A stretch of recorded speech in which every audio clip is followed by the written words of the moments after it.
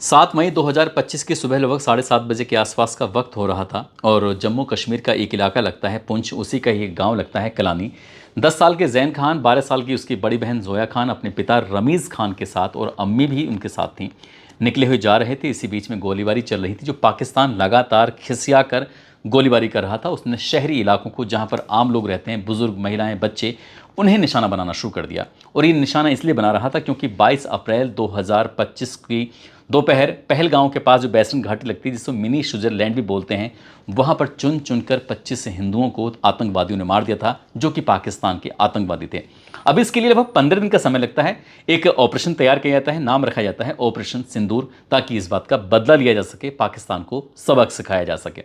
अब पाकिस्तान को सबक सिखाने के लिए आतंकियों के 8-9 ठिकानों को बिल्कुल नेस्तनाबूद कर दिया जाता है, उनको ख़त्म कर दिया जाता है, समाप्त कर दिया जाता है। लेकिन पाकिस्तान ने वो कुछ डिफेंस में कुछ ज़्यादा कुछ कर नहीं पाता है, क्योंकि उसके पास कुछ ऐसी कोई प्लानिंग थी भी नहीं। इसलिए उसने सोचा कि क्यों ना जो आम लोग हैं, शहरी लोग हैं, उनको ही निशाना बना दी जाए। बेवजह उसने नियंत्रण रेखा से गोलीबारी और बम गिराना शुरू कर दिया, मिसाइल दागना शुरू कर दिया, और जो आम लोग थे वो मारे जा रहे थे। लगभग 15-16 लोग इसी तरह से बेकसूर मारे जाते हैं। लेकिन भारत ने फिर जवाबी जो कार्रवाई की है, जवाबी कार्रवाई के बाद 8 मई 2025 के दोपहर लगभग 1 बजे के आसपास का वक्त हो रहा था। पाकिस्तान की संसद सत्र चल रहा था और संसद सत्र में एक सांसद हैं, पूर्व सैन्य अधिकारी मेजर ताहिर इकबाल, वो उन्हें रोते हुए देखा गया। उनका वीडियो सोशल मीडिया पर बहुत तेज़ी के साथ वायरल हो जाता है। वो कह रहे थे कि अल्लाह उनके मुल्क की हिफाजत करे। अभी तो भारत ने ठीक से युद्ध लड़ने की शुरुआत भी नहीं की थी कि पहले से ही वो अपने मुल्क की हिफाजत, वो भी संसद में रोते हुए करने लगे। कि वाकई आखिर ऐसी क्या ज़रूरत आन पड़ी कि सांसद संसद के अंदर रो रहा था और वो अपने मुल्क की हिफाजत की मांग कर रहा था। क्या भारत ने ऐसा काम कर दिया? आज की कहानी के माध्यम से जानने की, समझने की कोशिश करते हैं। आदाब, नमस्कार, सत श्री अकाल। मैं उस्मान सैफ़ी। आज की जो सच्ची घटना मैं आपको सुनाने जा रहा हूं, दरअसल ये सच्ची घटना बुधवार गुरुवार की रात, ये 7-8 मई 2025 की रात की ये बात है। पाकिस्तान की तरफ से भारत के 15 सैन्य ठिकानों को निशाना बनाया गया था। उन पर ड्रोन से, मिसाइलों से हमला किया गया था। और जब ये हमला किया जा रहा था तो साथ ही लगभग 15 शहरों को भी निशाना बनाया गया।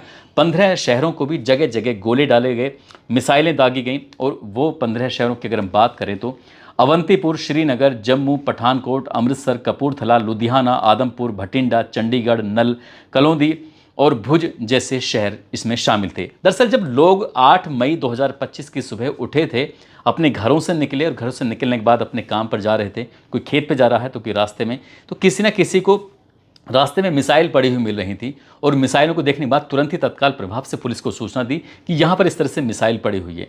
जो मिसाइल पड़ी हुई थी, दरअसल उसको रात को ही भारतीय सेना ने निष्क्रिय कर दिया था, उसको बेअसर कर दिया था। और बेअसर करने की जो मेन वजह थी, उसकी वजह ये थी कि भारत के पास एक ऐसा आधुनिक हथियार है जिसका नाम है S-400, जो कि रूस का बना हुआ है, जो कि दुनिया का सबसे ताकतवर और आधुनिक शक्तिशाली long range air defence system है। ये एक ऐसा सिस्टम है कि ये एक जगह पर रखा होता है और ये बहुत दूर से ही आसमान में उड़ने वाले किसी ड्रोन को, किसी भी क्रूज़ मिसाइलों को या फिर दुश्मन के विमानों को, बैलिस्टिक मिसाइलों को, ड्रोन को, किसी को भी दूर से देख सकता है और देखने के बाद उसको पहचान सकता है। पहचान के बाद उसको हवा में ही ख़त्म कर सकता है। यानी कि जो वो नुकसान पहुंचा सकता है, वो नुकसान पहुंचाने की स्थिति में रहेगा नहीं, आसमान में उसको ख़त्म कर दिया जाता है। और जो ख़त्म किया जा रहा था, तो 15 सैन्य ठिकाने और 15 शहरों को जो निशाना बनाया गया था, पाकिस्तान की तरफ से जो मिसाइलें दागी गई थी, ड्रोन भेजे गए थे, उनको आसमान में ही ख़त्म कर दिया गया। इसके पीछे की वजह ये थी क्योंकि ये जो long range air defence system है, जो कि रूस का बनाया हुआ है, इसकी अत्यधिक रेंज है, जो कि 400 किलोमीटर तक किसी भी टारगेट को गिराने की ये क्षमता रखता है। इसके अंदर एक यूनिट में कई तरह के वो निकलते हैं, जिसमें 40 NS जो कि 400 किलोमीटर की रेंज का होता है, 48 NS जो कि 250 किलोमीटर की रेंज का होता है, 9M96E2 जो कि 120 किलोमीटर की रेंज तक मारक क्षमता उसकी होती है, 9M96E जिसकी 40 किलोमीटर तक की मारक क्षमता होती है, जो कि आसमान में उड़ने वाले किसी भी दुश्मन के विमान को, क्रूज मिसाइलों को, बैलिस्टिक मिसाइलों को, ड्रोन को आसमान में ही मार के गिरा सकता है। जब लोग अपने घरों से निकल रहे थे, घरों से निकलने के बाद वो देख रहे थे सड़कों पर पड़े हुए उन मिसाइलों को, तो वो निष्क्रिय हो चुके थे, बेकार हो चुके थे। अब आप अंदाज़ा लगा सकते हैं कि पाकिस्तान ने कितने वो छोड़े होंगे और यहाँ की इस एयर डिफेंस सिस्टम ने उनको सबके सब आसमान में ख़त्म कर दिया था। दरअसल जो ये एयर डिफेंस सिस्टम है, इसका जो काम करने का तरीका है वो 360 डिग्री कवरेज में काम करता है। यदि इनका जो टारगेट है, जो एयर डिफेंस सिस्टम है, अगर वो आगे निकल जाए तो आगे निकलने के बाद वापस लौट कर आता है, उसको वहीं मार गिरा सकता है। सटीक निशाना होता है, हाई स्पीड होती है और इंटरसेप्शन इनकी दुश्मन की मिसाइल से भी इसकी ज़्यादा तेज़ रफ्तार होती है। इसी तरह से जब ये भारत ने अपने 15 जो ठिकाने थे जहाँ पर पाकिस्तान ने हमला किया था उनके डिफेंस किया, सैन्य ठिकाने थे उनका भी डिफेंस किया।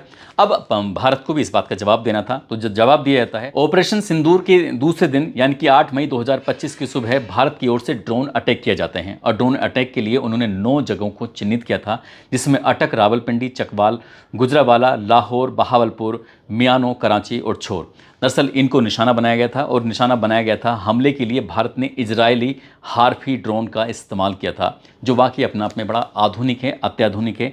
इसकी अगर हम बात करें तो ये वाकई कमाल का है। दरअसल ये ड्रोन और मिसाइल का मिक्सअप है। इसके अंदर ये 15 किलो विस्फोटक ले जाने की क्षमता रखता है और रेंज जो इसकी है वो कमाल की है।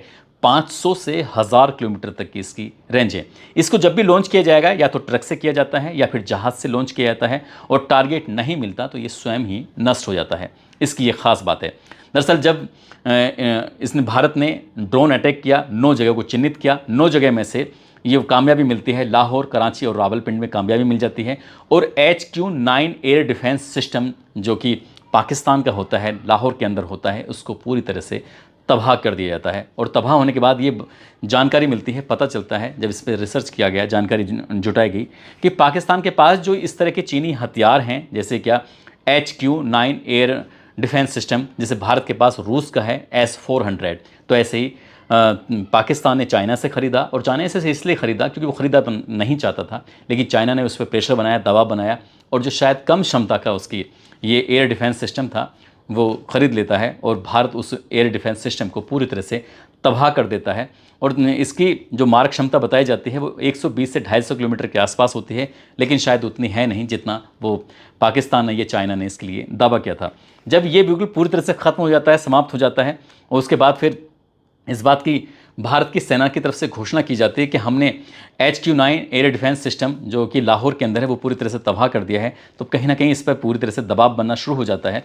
और आखिरकार पाकिस्तान के सेना प्रवक्ता लेफ्टिनेंट जनरल अहमद शरीफ चौधरी ने 8 मई को की दोपहर को ये कहा था कि भारत ने पाकिस्तान पर ड्रोन से हमले किए हैं, 9 जगहों को निशाना बनाया है। पाकिस्तान ने भारत के लगभग 50 ड्रोन को मार गिराया है। जबकि इसमें ये थोड़ा सुधार करने की ज़रूरत ये है कि अगर इसको टारगेट नहीं मिलता है, इस ड्रोन को जिसका नाम हार्फी है, तो वो स्वयं ही नष्ट हो जाता है। इसकी ये दिलचस्प बात है, जहाँ इन्होंने दावा किया है कि हमने इनके 50 वो मार गिराए हैं। और ड्रोन से ने ये इनका दावा ये है, जो इसकी पाकिस्तान के प्रवक्ता हैं लेफ्टिनेंट जनरल शरीफ चौधरी, जो 8 मई को उन्होंने घोषणा करी थी, उनका ये कहना था कि एक ड्रोन ने इनके काफ़ी नुकसान पहुंचाया है, 4 जवान घायल कर दिए हैं, 2 लोगों की मौत हो चुकी है। जबकि भारत का ये दावा है, भारत ने ये सबूत तक दिखाए हैं कि HQ-9 एयर डिफेंस सिस्टम जो कि लाहौर के अंदर है उसे पूरी तरह से तबाह कर दिया है।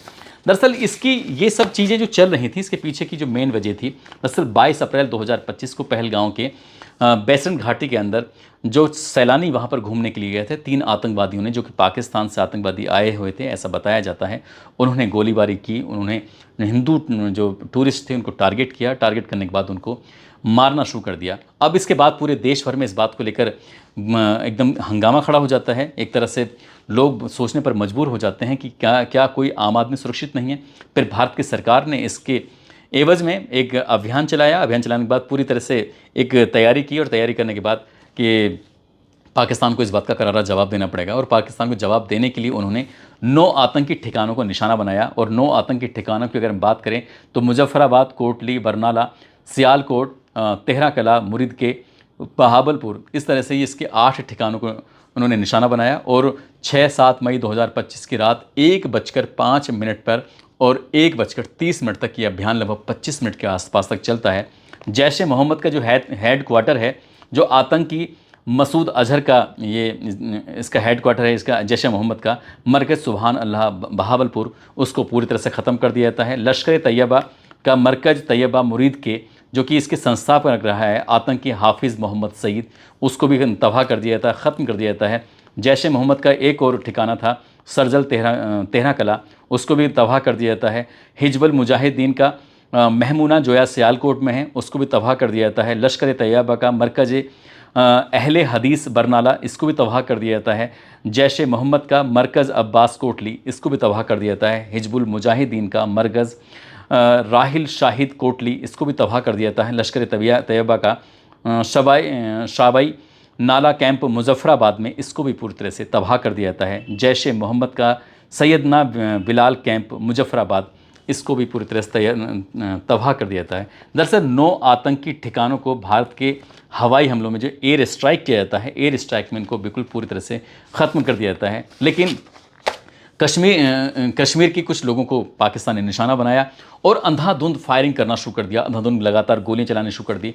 पाकिस्तान नियंत्रण रेखा से कुपवाड़ा, बारामूला, उरी, पुंछ, मेंढर, राजौरी में गोले दागे गए। लगभग 5-6 घंटे लगातार इस तरह से गोले चल रहे थे और रिहायशी इलाकों में गोलीबारी जब चल रही थी, तो इसमें चाहे वो स्कूल हो, चाहे वो मंदिर हो, चाहे वो मस्जिद हो, चाहे वो गुरुद्वारा हो, चाहे वो बस स्टैंड हो, इस तरह से सार्वजनिक जगह होती हैं, इन जगहों को निशाना बनाया गया था। और निशाना बनाने के बाद इसमें बेकसूर लोग, कम से कम 16 लोगों की मौत हो जाती है, जिसमें 3 महिलाएं होती हैं, 5 बच्चे होते हैं। बाकी अब चाहे बुज़ुर्ग हों या जवान हों या फिर बूढ़े हों, इनको भी नहीं बख्शा जाता। अगर हम इन लोगों के मरने वालों की संख्या की बात करें, जिसको पाकिस्तान की तरफ से जो लगातार गोलीबारी चलाई जाती है, गोले दागे जाते हैं, उनमें मरने वालों में बीबी कौर उर्फ रूबी हैं, जिनकी 33 साल के आसपास की उम्र है।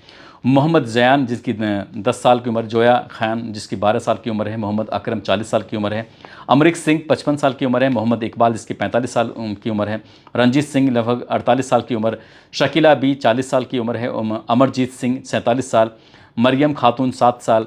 बिहान भार्गव, 13 साल। मोहम्मद रफ़ी, 40 साल।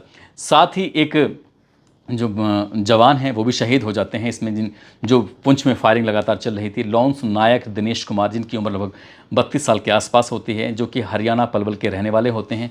इनकी पत्नी पेशे से एडवोकेट होती है, एक बेटी और एक बेटा भी इनको होता है। 2014 में इनकी आर्मी में पोस्टिंग हुई थी और ये 5 भाइयों में सबसे बड़े होते हैं और ये पुंछ की उस फायरिंग में शहीद हो जाते हैं। जब इनकी शहीद होने की खबर चलती है तो वाकई इनके घर वालों ने जो कहा वो दिल जीतने वाला था। उन्होंने कहा कि अगर हमने अपना बेटा देश के लिए कुर्बान कर दिया तो कोई बात नहीं। और इस तरह से, लेकिन ये एक तरह से दुख की बात भी है कि जिस तरह से जवान शहीद होते हैं। और अगर और हम आगे बात करें तो अमेरिका का एक चैनल है, और अमेरिका का चैनल जिसका नाम है CNN पर एक लाइव कवरेज चल रही थी। लाइव कवरेज में पाकिस्तान रक्षा मंत्री ख्वाजा आसिफ से एंकर बातचीत कर रही थी और एंकर से बातचीत करने के दौरान ही उन्होंने दावा किया कि भारत के जो 6 फाइटर जेट हमने गिरा दिए हैं, जिसमें 3 राफेल हैं, 2 MiG-29 हैं और 1 सुखोई है। तभी वो अमेरिकी चैनल की एंकर जो होती हैं उन्होंने कहा कि क्या आपके पास कोई सबूत है या फिर ऐसे ही हवा में बात कर रहे हो। जब बात सबूत की आती है तो वो इधर उधर बगले झाँकने लगते हैं और उनकी जो जुबान थी वो लड़खड़ाने लगती है। इस तरह से पूरे दुनिया में ये वीडियो भी सोशल मीडिया पर वायरल होता है।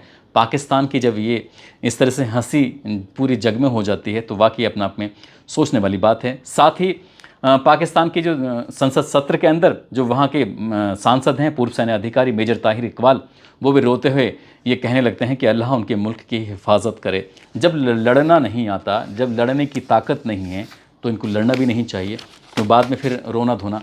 और भारत ने अभी ठीक से अपनी जवाबी कार्रवाई की भी नहीं है। अगर जवाबी कार्रवाई कर दी तो पाकिस्तान का क्या हश्र होगा, सहज ही अंदाज़ा लगाया जा सकता है। दोस्तों, जाते जाते उत्तर प्रदेश के विकास चौहान हैं और राजा बाबू हैं, आज इनका जन्मदिन है। इनको जन्मदिन की ढेरों सारी शुभकामनाएं, बहुत बहुत शुभकामनाएं।